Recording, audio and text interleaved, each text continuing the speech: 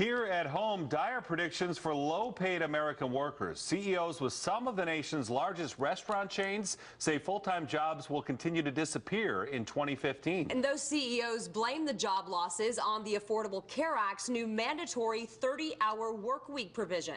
Here's our national correspondent, Kristine Frazao.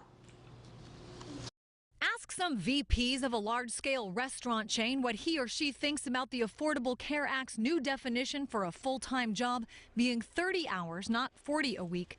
And this is what you'll hear. If we had a hot and tasty new sandwich, but it wasn't working for us in the restaurants, we'd make adjustments. That's all we're asking Congress to do. What fast food chains like White Castle, Hardee's, and Carl's Jr. want is for Congress to step in and roll back full-time work to 40 hours a week. The employer shared provision in Obamacare started this year for businesses employing at least 100 workers. Under the law, they must provide health care insurance for the majority of workers, putting in at least 30 hours a week, or pay fines of $2,000 per employee. It's just there comes a point where things are so expensive that it becomes irrational. Andrew Puzder, the CEO of CKE Restaurant Holdings, does what many companies do: hire part-timers.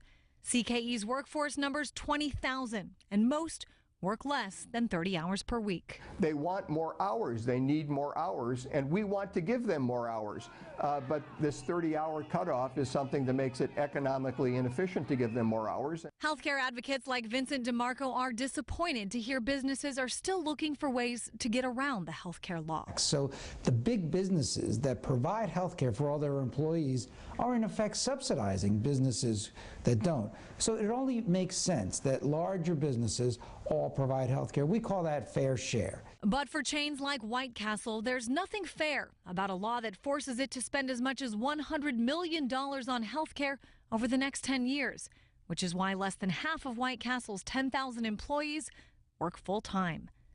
In Washington, I'm Kristine Frazao reporting.